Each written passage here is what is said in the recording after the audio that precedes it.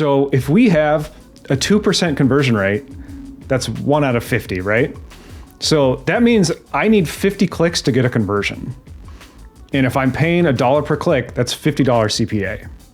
So when you can move that conversion rate, if you can get it up to 5%, now we only need 20. That's 1 out of 20. We need 20 clicks. That could be a $20 CPA with $1 cost per click.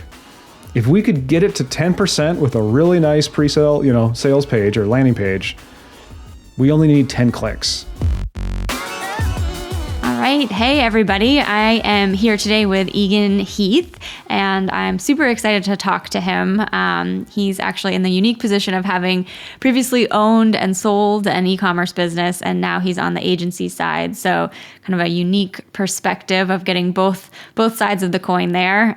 So I'm really excited to pick your brain today, Eagan, about some digital marketing and what's been working for you in e-commerce. Yeah, thanks for having me on. Cool. So I want to start just high level. What are you most excited about right now in e-commerce and or digital marketing? I think I'm stoked about pre-sale pages or landing pages. I've learned this from some other agencies too, where they're sort of creating specialty landing pages of like, here's the offer, here's the product, here's the social proof, and driving traffic to those. And so in some cases, those are even built with a different tool than say Shopify or WooCommerce. Mm-hmm. And it kind of takes you back a little bit of maybe like if we think of e-commerce as like the new 21st century version of catalog sales or something like that. It's almost like this is your sales letter. This is like your ad, your page right here, basically. And particularly with building for mobile first and things like that, you really need to think through that whole experience of as soon as someone clicks an ad, what exactly are they seeing? What's the bundle? What's the package? What's the offer? And so I've recently, in the last quarter, hired a graphic designer, and he's building these for clients, and it's really been working like gangbusters, and it's really exciting too to just have some tool to push back on all these challenges with the ad platforms, basically. Yeah, that's awesome. That's a big win if you can get an ad to work. And I love like kind of content first. That gives you the opportunity to really showcase your brand. Are you doing those for like single products? Are you running an ad for just one product and driving it to that page?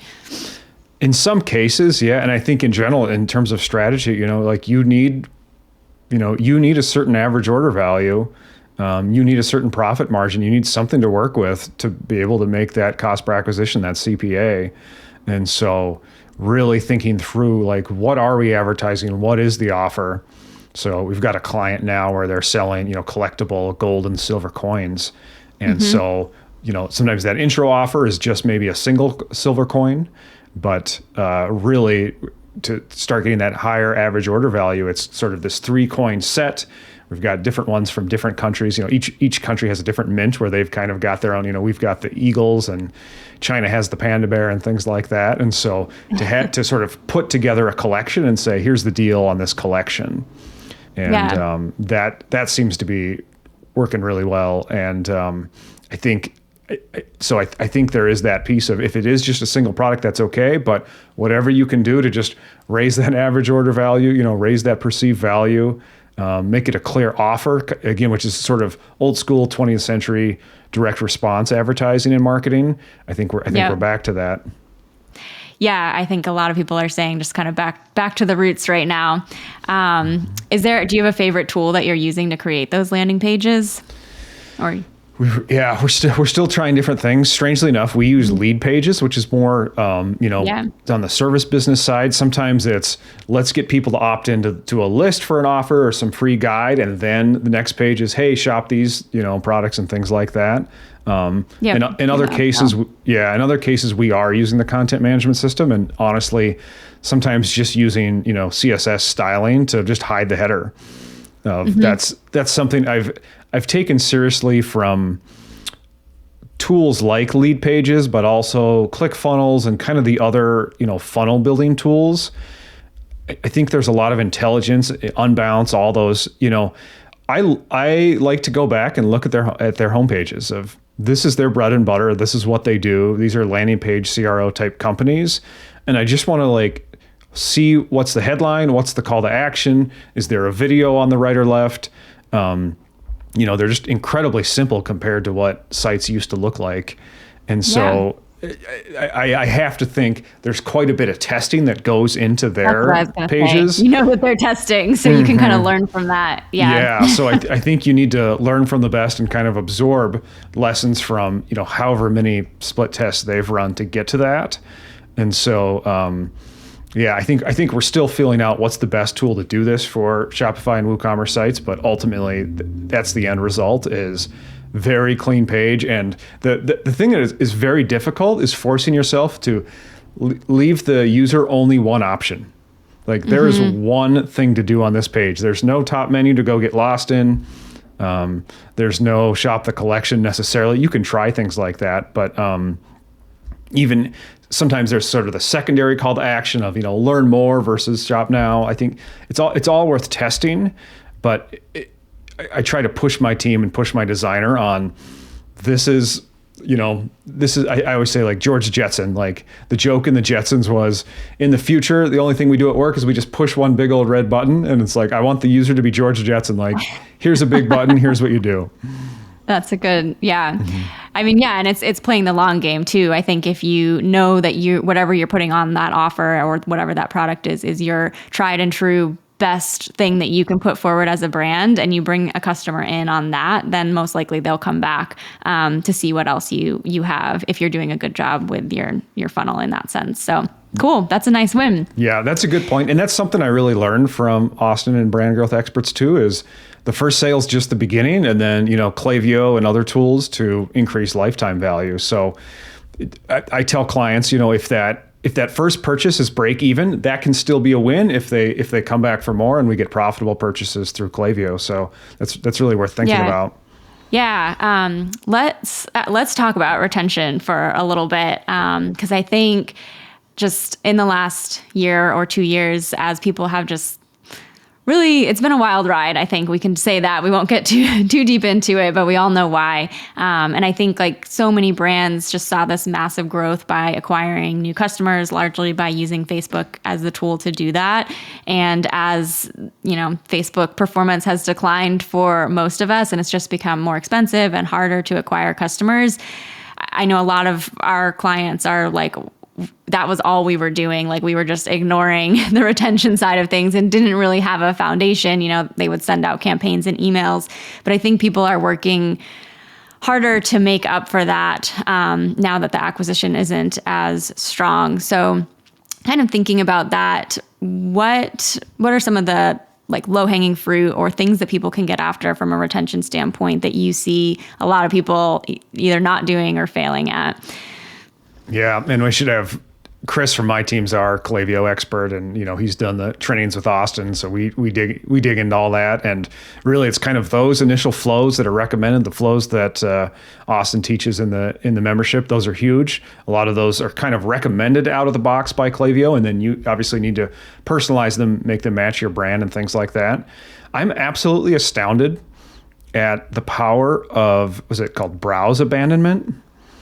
I think when I first learned about that, I was skeptical and I was like, this is going to be too much. And we've had clients that were sort of like very protective of their email list. They've been in e-commerce for 10 and 20 years. And so their email list is just like sacred to them. We only do newsletters. We don't want to spam people. We don't want to send too many. And Chris would set up these flows and it would just be pouring out money, thousands and tens of thousands of dollars, sometimes in a month of first couple of weeks of running it in some cases. And even still, I don't know if it's our clients. I don't know if some of them are older school or from a different mindset, but even then they're kind of worried about the brand. And we're saying, hey, here's direct response, here's performance. You're getting revenue out of this. This is profitability, money you were leaving on the table before you did this. And they're still kind of thinking, hey, but ultimately, the email list and keeping subscribers is the power. And so I'm not even saying they're wrong. I'm saying there's some balance there, but I think most consultants, most agencies agree that e-commerce brands are not emailing enough. Yeah, I think another kind of like if people are really nervous about over emailing, which I totally agree. I don't think you can over email. But an interesting strategy that I've used in the past for browser abandonment and cart abandonment is make it feel like a campaign. So if you've built in the ability to do like free shipping or something like that, you could just send, like, instead of sending like, hey, we saw you on our site, which put that maybe, well, that's a different conversation, but that may be going away. But you could say, hey, free shipping today only, but it's a browser abandonment. And then like they were on the site and they're like, oh, wow, they're happening to have a sale today too. What a coincidence. So that's kind of a fun one that I've used in the past. Yeah. You ask kind of what those core ones are. And I think it's, it's like welcome series, got to have it. You got to be A/B testing that offer of how do we get people on the list? How do we constantly grow the list based on the traffic we're getting?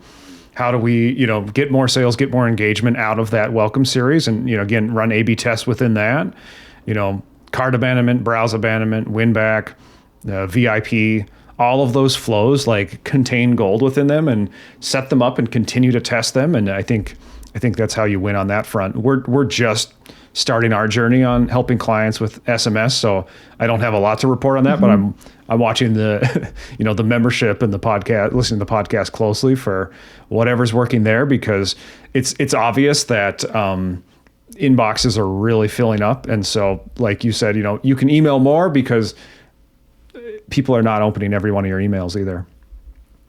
Yeah, for sure. I think SMS is a big opportunity, and those are both owned. That's owned data as well. So you're going to be able to continue to use SMS and email as well.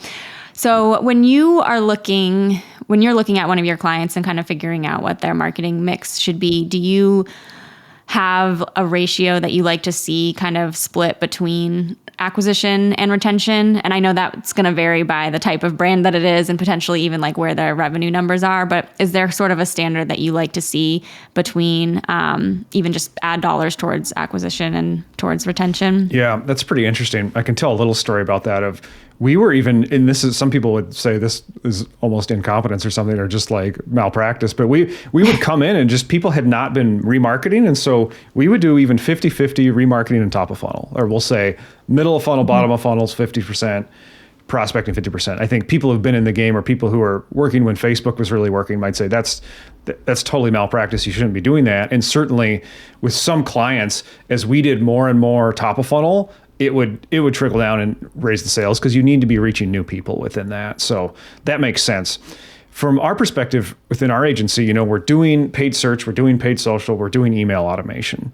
And that's nice. I like to tell clients and prospects, that's nice, because when you think about what you're doing on your devices, that covers a lot of it. Of you're checking your email, you're searching search engines, you're on social media. We could add browsing websites, and then we can get into Google Display and things like that. But it's like, virtually anywhere that your potential customers are, like, you can be there. And so all of them at some point deserve a place in the mix. And to your point, it's like, how much does each one go? Or how do we apportion the budget to each of those? I think, like you mentioned, those owned channels, it's like, that's low hanging fruit. It's almost like you work your way up. So if you're thinking your funnel, we've got email to bring people back and make them convert. We've got maybe search is capturing people who are ready to buy soon. And then we've got social media sort of generating demand for people who don't even know to search.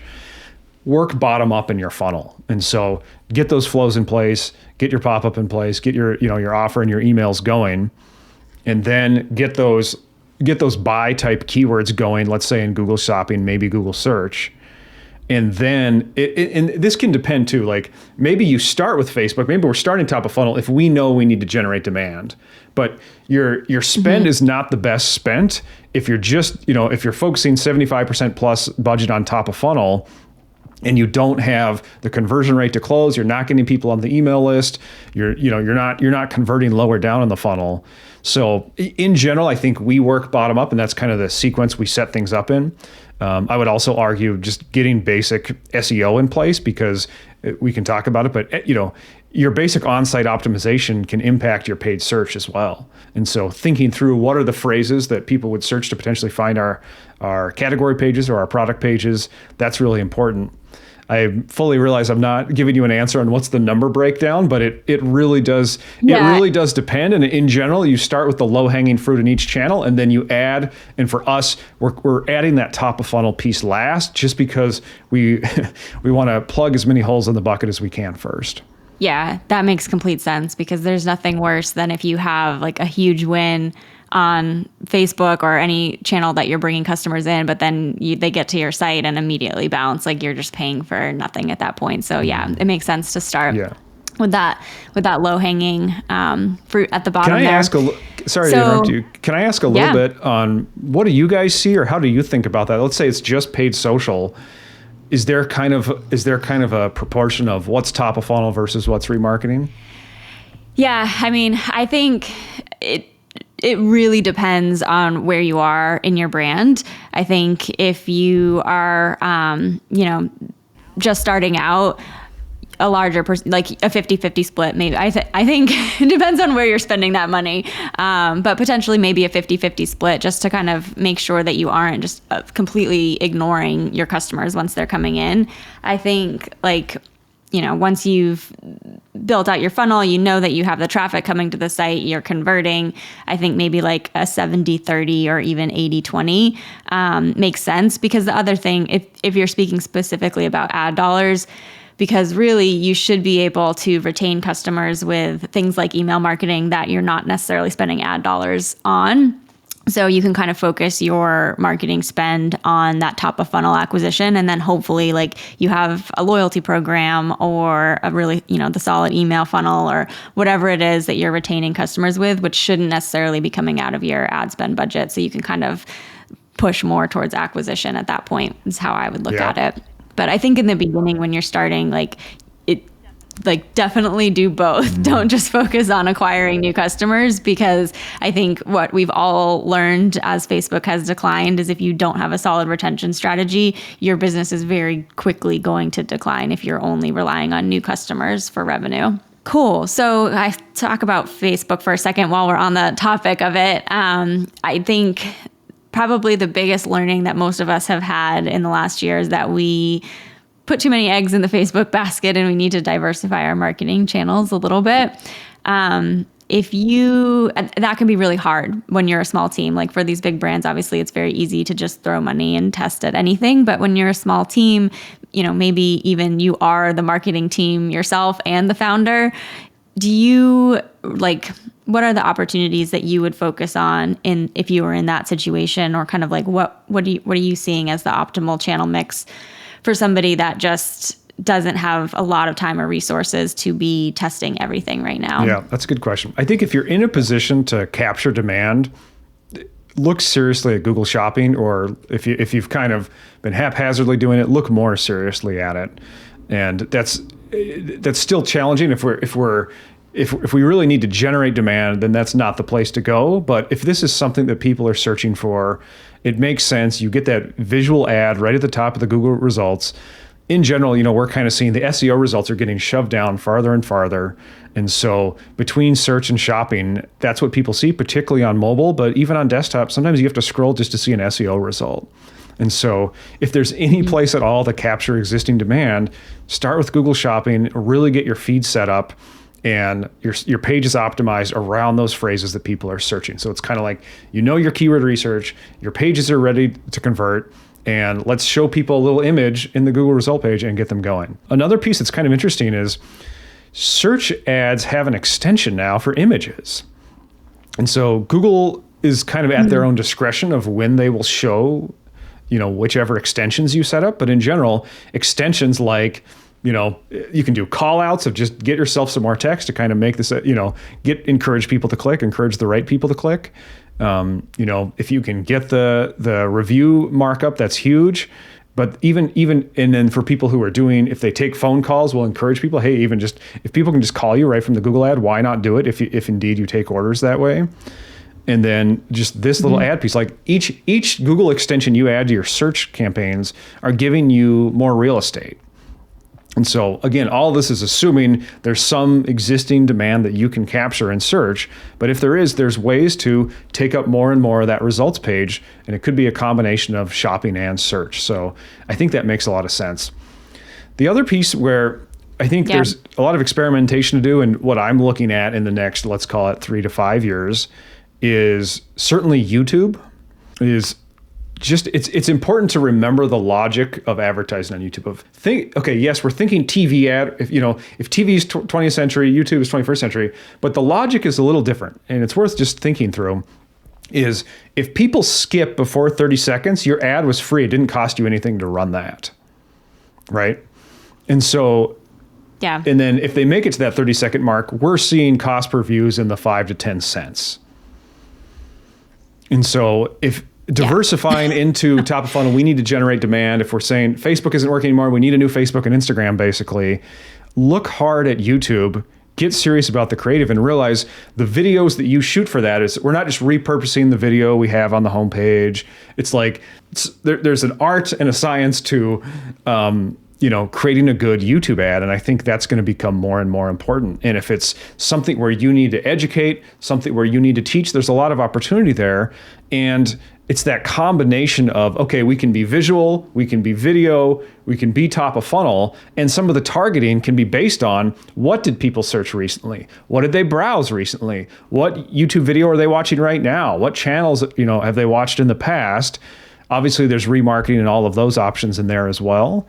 But I think YouTube for top of funnel makes a lot of sense. I'm always curious about Google Display for that as well. People in generally write off display. It's kind of a lot of spam clicks. It's this and that. But I think if you take it seriously and you take the mindset of we're going to develop this over the course of a year plus, potentially some brands could make it work. And maybe there's a long list of exclusions of, I always say, don't show your display ads on apps, but Google has a lot of defaults that really don't help you as an advertiser. And so you sort of need to know those of don't even show them on apps because that's a bunch of junk clicks, right? And then maybe it's like specific websites where we need to be running these ads. And something that's interesting, I mentioned the gold and silver collectible client. They're selling to, for lack of a better word, like Fox News Republicans. And so you can just run display ads on Fox News. You can just run display ads on like conservative news websites, whatever it is. And you can select your placements and say, I just want to run an ad here. And so in the same sense we were talking earlier about, we've got a landing page with a particular offer, maybe a particular product or, product set. Here you go, click to buy. It's in the same sense. Maybe you're testing specific ad placements, which is again old school. Like you used to buy an ad in a magazine or a newspaper or something like that. Maybe it's like there's that one placement, that one device, that one window of the day where you just need to test and find that, and it can work. So it's like there's a lot of junk in display, but if you can really narrow it down and find a spot, like I still got to believe it's possible, and so we're still whittling away on some of those. Yeah, I think that's interesting. And it is, I mean, it's almost like a hack to the early Facebook days when you used to do interest targeting. I mean, that's the same concept is like, where are your customers hanging out? Where are they reading their news? Where are they, doing research and all of that kind of stuff? What are the sites that they're on? And if you can show up in that space, it's very similar to what early Facebook used to be. But you're actually like right on that spot. So I think that's smart. So YouTube is obviously under the Google umbrella as well. And so they're all kind of in that same ad account. So I like that tip because it would be easier for someone to just focus and kind of learn that space. Although YouTube does require, as you were saying, like a lot more attention to the video, and there is a learning curve there, and you really have to record specific to YouTube. But do you see, like, is the data that you're learning from like keywords and what people are searching for, are you able to kind of use that across the whole Google account and potentially even apply that to your YouTube tracking as well?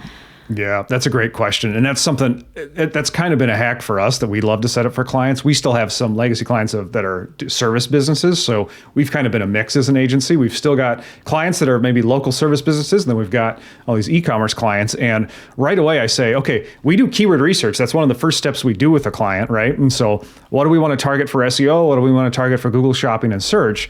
Hey, plug in that whole list of primary and secondary keywords into a custom intent audience. Google's had this for a number of years now.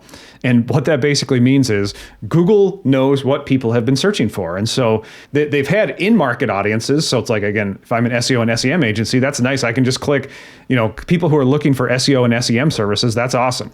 But depending on what you're selling, your product may not have a pre-made in-market audience like that. So you make your own with a custom intent audience.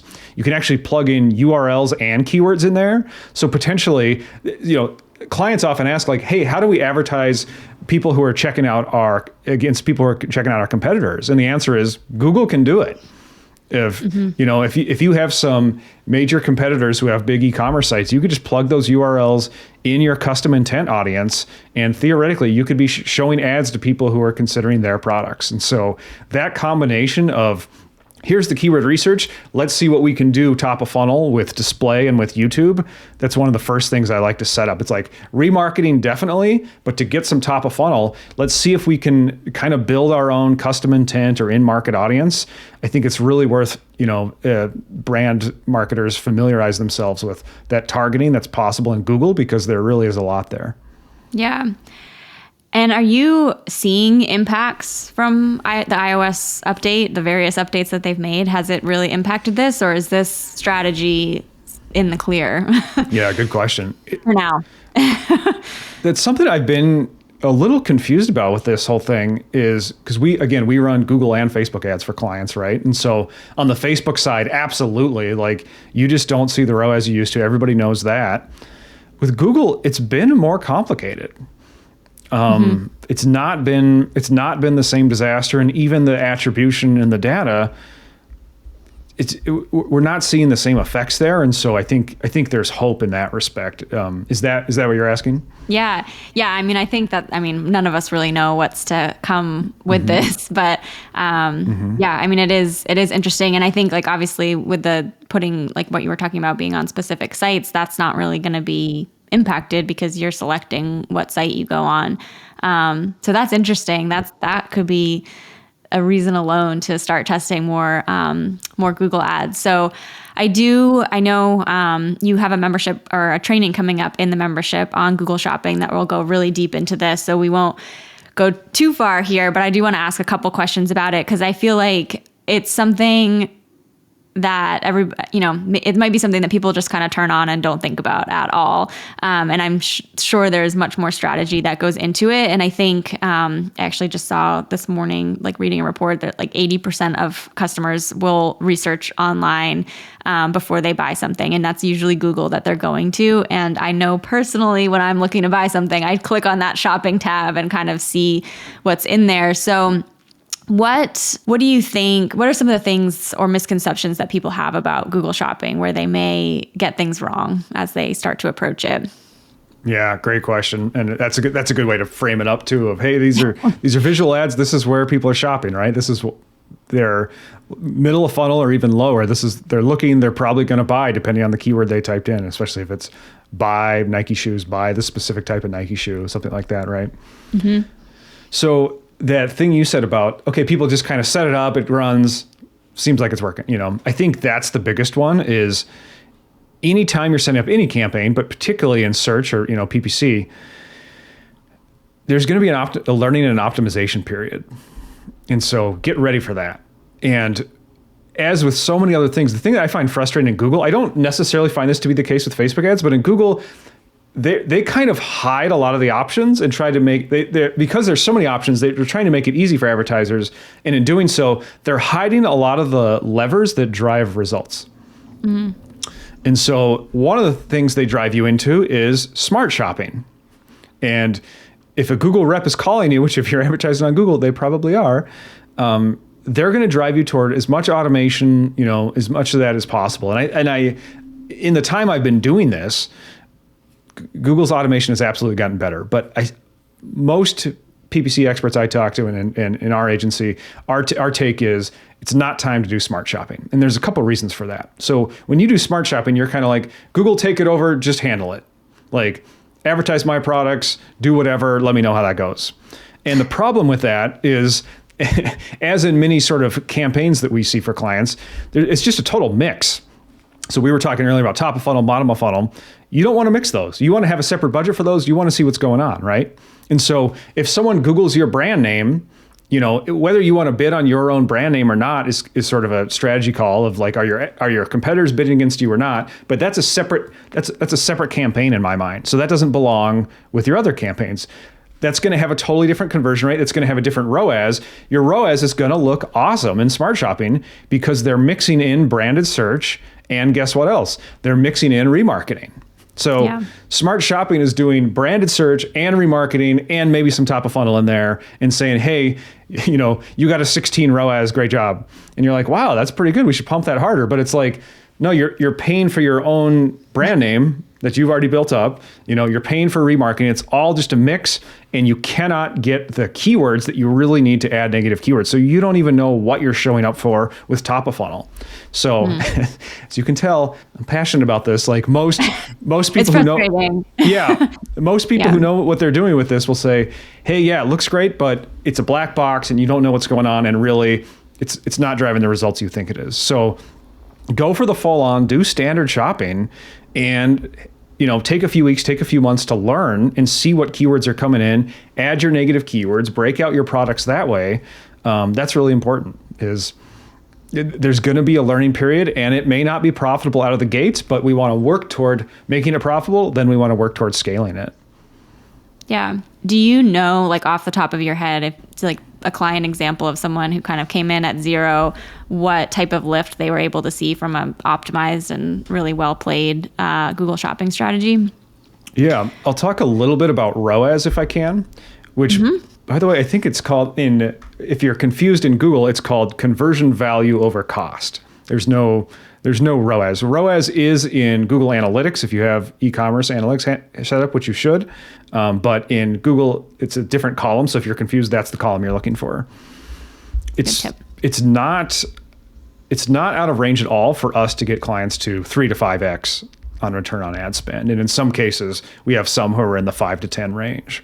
And so that right there that's profitable for many clients, depending on their margins and their products and their offers and things like that. So that's in terms of what's the lift then, that depends on how much are we ready to spend, how much are we ready to scale.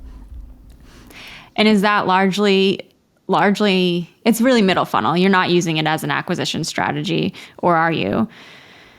Yeah, that's a great question. I would agree. I think if we're thinking, again, very old school direct response, are they problem aware? Are they solution aware? Are they brand aware, right? People who are not even problem aware or not even solution aware are not Googling for your product. And so for that reason, I would call it middle of funnel. Yeah. Is there a certain kind of product that you see do best for Google Shopping, or do you really think that it can work for any brand? I like moment in time. And the reason I bring that up is I think Google does a better job of capturing moment in time searches, browser shoppers than Facebook. Facebook, you're sort of lucking out unless you're targeting people who are recently engaged and you're using that event in Facebook. Facebook's doing demographic type targeting, right? Versus, so we have a client who sells cancer support products. So like bracelets for, supporting breast cancer and things like that. So when someone gets diagnosed or someone they know gets diagnosed, people can buy a bunch of these brands and then they give some of the profits to charity, which is great. And so that sort of search where it's like, okay, something happened in their life or in someone they know's life, and now they are searching for some way to support them in that sense. And so that's kind of a way to think about it. And for many brands, that can be a bit of an eye opener of, we're not just hitting a broad swath of people on Facebook and Instagram. We're specifically showing up to people who are looking for what we offer, and we only pay if they click. Like we're 20 plus years on in pay-per-click advertising, and still we don't always appreciate the power of that. Yeah. That's very targeted. Yeah. Yeah. And kind of that brand play. I think something that is interesting and probably going to be a big conversation that continues to come up this year and beyond as we kind of battle this loss of data experience that we're going through is really like how much is a brand play and how much are you competing on price? And I think like Google Shopping is kind of an interesting, like what you were just talking about is almost really more a brand play, and like showing up in that right moment when they're looking for exactly what you're putting out there. And you can convert them in a way that you're, you know, in that example, they're giving something to charity. So it's something that like is really going to resonate with someone, and probably they're going to pay whatever you're charging because they feel good about that purchase. And that's very different than how I think about Google Shopping, because I usually just think of it as a, you know, you're competing on price because people are going in there and comparing the two yellow t-shirts and like which one is the best value. Do you agree with that sentiment, or do you think that there more of a play to really use Google Shopping to be a more of a brand play than a price play? Yeah, that's a great question. The challenge is real, because even compared to a search ad, your shopping ad, there's just precious little real estate. It's like you've got your picture, which is basically the most of it. You've got, you know, the title of the product, which is sometimes cut off, and then you've got the price. And if you've got the reviews, potentially you can have the stars in there as well, which is great. But that little bit of here's picture, here's title, here's price, it's not a lot to work with. So we've got a client where they sell these specialty glasses for people who do you know, sewing, crafting, quilting, things like that. And so they like their prescription, and they'll flip them down and they can zoom in so people can see like the fine needlework or whatever they're doing. And we've kind of gone back and forth with this client where the other sorts of products he's competing against are cheap little $20, $30, $50 things. And his is multi-$100. It's a real thing. It's prescription. It's legit. And it's going to last you, you know, a decade plus. Mm-hmm. So, I think our position with him has been, this is at least worth testing. Like it's very interesting. We're just like, you know, small vendors are sort of like, I don't want to show up with a bunch of crap. Like I don't want to be next to, I don't even want to play in that sandbox. But I think there's almost a place of, if your price is 10x what theirs is, it's almost interesting. Like you could still make that a brand play where you're like, why is this product 10 times the price? And again, there's many people who will never buy that most expensive version, but you're not trying to reach them. You're not trying to advertise them, potentially get the people who are intrigued with quality. So I think we're still figuring that out with that client, but that's just a thought. It's just a way of thinking about it of, one, if you're not the lowest price and they don't click your ad, it didn't cost you anything. And two, if you're intriguing people with your higher price and hopefully, you know, better quality picture and stuff, then that landing page really comes into play of what, you know, why is the premium worth it? You at least have an opportunity if they do click. So that's at least how I think about it. It doesn't work for everybody, but it probably is worth testing for most brands. Yeah, I think that's really interesting, and circled right back to your earlier point about having that solid landing page and really solid offer. And I think like more consumers, there will always be discount shoppers. Those people will always exist. And if that's who your target market is, that's great. But if you are trying to push a more premium product and you don't want to compete on discount, or you can't compete on discount, that is interesting. And I think more people are gravitating towards, you know, moving away from fast fashion if it's apparel, or just looking for higher quality value products. And that, you know, yeah, that would be interesting to do research on. If you increase your price a little bit more, does that increase your clicks because people perceive it as a higher value, which it probably is. Yeah, I'm glad you bring up pricing. I actually created just a Google Sheet calculator. If you guys are interested, I'm happy to share it, of sort of modeling price increases. And it's, you know, it's very basic in terms of, you know, if you've got a 10% profit margin, right? They say you're selling a $100 product, you're only making $10 off that. You know, if you increase it to 110, you know, that's only a 10% price increase, but that's a, you know, 100% profit increase.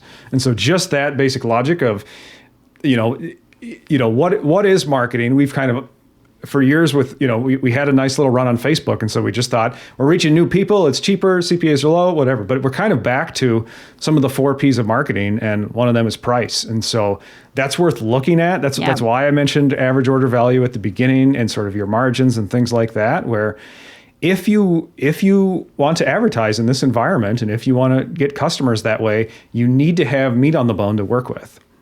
Yeah.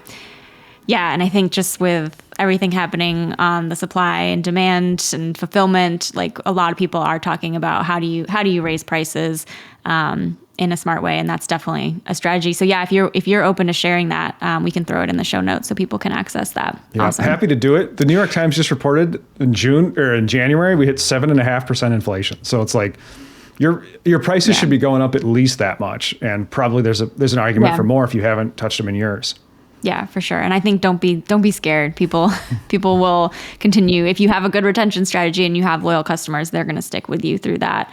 And I think like I've seen a few brands that have actually sent out emails alerting them, and you can almost use it as an opportunity to encourage people to buy before you increase prices. And there's ways to do it, I think, that feel transparent to your customers if it's going to be a significant increase. But yeah, it is definitely something to look at as a lever in your business. I think you're right there. Cool. Well, I want to be mindful of our time here and want to kind of shift directions really quick at the end just to talk about reporting a little bit, just because you are in that agency space and you kind of get to see what everyone's thinking about. And I think like earlier this week, trending on Twitter, what everyone was talking about, the measurement blackout that is to come. I think the Interactive Advertising Bureau released some data just saying what we all know is coming is that like we are going to lose a lot of this like direct response data that we are truly addicted to as e-commerce marketers. And how are you thinking about that and your KPIs and tracking, and any advice that you have for people so that they don't wake up one day and just can't see anything that's happening in their business? Yeah, it's a great question. It's certainly the $1 million question right now. For me, the answer is we need to diversify our reporting basically. And that's hard. I think one thing we like as humans, or one thing we like as marketers, is just like it's clear cut. Here's how much I spent. Here's how much I made. We got ROAS, like what's our return on ad spend? And I think the new environment, even in last year and then coming forward, like you said, or going forward, we're looking at Facebook Ad Manager. We're looking inside Google Ads, but then we're also looking at Google Analytics. And then there's some element of, voluntary attribution as well of on that thank you page, do people say, where did this come from? I think that's all a piece of it. One thing we've explored with clients, we've done this with service clients and some e-commerce clients, is you can kind of create your own cookies. And so if you're using UTM parameters to mark your links, which I recommend, you can set that cookie in using Google Tag Manager and potentially even pass that data into hidden forms on your site. So there are some technical ways to try to get to that. Again, it's going to depend. Was this the same device? Was this the same browser? We're not necessarily getting that same cross-device tracking that we came to know and love. But I think those are the different types of places you're looking, is in the ad platform, in analytics, some form of manual attribution, and you're looking at MER overall, right? So it's complicated. Yeah. It's definitely challenging. But I think MER is the big picture. We've had clients that have resisted us on that because they may get a lot of sales from email and SEO, or even direct and referral, right? Yeah. And so they're like, we would have gotten those anyway. It's like, yes, I understand that piece, but we need to understand almost like some element of marginal contribution of like, okay, as you spend more, do the sales move, with that? And are we looking year over year? I think year over year is important if you have seasonality. You're just like, how much do we spend this year? How much do we make? How much do we spend last year? How much do we make? I think those are the types of things we're looking at. It's not a great answer. It's not the answer anybody would want, but that's where we're at right now, and we're working with what we have. Yeah, I agree. I think MER is a nice standard that we can work with moving forward. And I have seen some people break it out to be like acquisition MER, so that you can kind of see that a little bit different if you are, really wanting to also account for those email and SMS and those types of sales as well. So, in that case, they're like excluding repeat customers or something like that? Yeah, so they're just kind of looking at their acquisition marketing and bubbling it into that space to truly see, like, are we growing and scaling in this way? Yeah, we have a client in the custom furniture space that's basically looking at that and saying, we have people in our database if they buy a custom piece of furniture from us, that was already in place with the sales team. Yep. Here's the ones that we're basically giving credit to advertising of. These were net new people we'd never heard of before. Yep. Yeah. And I mean, it depends on again, like we were talking about, what your ad spend. If you are spending on retargeting, that won't necessarily work. But I think spending on retargeting is going to be hard to do soon. Wow. Cool. So I guess, Eagan, this has been a really interesting conversation. And so we have the membership training coming up with you on March 16th. So members can go and register for that. It's in there now, or people can join and get in there for that. If anyone wants to follow up with you or ask questions, where is the best place to find you? Yeah, thanks for asking. So we're at caravandigital.com, and you can also email me, Eagan, EAGAN, at caravandigital.com. Cool. I'm going to ask you one final question to close it out. If you were back running your e-com brand, or if you opened an e-com brand today and you had all the knowledge that you've learned from that experience and the agency, what would your number one focus be right now to try to grow in the space that we're in? That's a great question. For me, this is maybe an odd one, but it would really be invest in design. We just hired our first graphic designer in the agency, in the last 4 months, and it's just been a game changer. And it's kind of funny to say. So that combination of high quality brand, high quality design, and then really think through the conversion rate optimization. To me, those are part and parcel, where it's UX, CRO, and design. And I have days, Lily, where I'm like, if I had this designer then, I would not have sold the brand. Yeah, I actually 100% agree. I think the brands that own their own designs and really get creative and then in the next year are gonna stand out, because that's something that you can do really well. And I think a lot of us have been using the templates, and Canva's been a great tool, but yeah, being able to work with somebody who really understands UX and UI and can create things that are unique to you, that's going to be a huge play. Yeah. Can I say one more thing about conversion rate I meant to say? Yeah. I like to go back to elementary school and think about fractions. So when we're talking about conversion rate, I need to know the fraction, because I'm doing cost per click advertising, or my team is, right? And so if we have a 2% conversion rate, that's 1 out of 50, right? So that means I need 50 clicks to get a conversion. And if I'm paying $1 per click, that's $50 CPA. So when you can move that conversion rate, if you can get it up to 5%, now we only need 20. That's 1 out of 20. We need 20 clicks. That could be a $20 CPA with $1 cost per click. If we could get it to 10% with a really nice pre-sale, sales page or landing page, we only need 10 clicks. And so that kind of fractional thinking is what I always go back to. That's how I explain it to clients. That's how we talk about it as a team.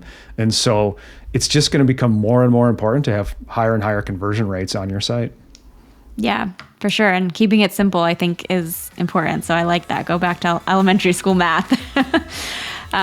Cool. Well, Eagan, it's been great. Thanks for chatting with me today, and we'll see you soon. Thanks so much for having me on.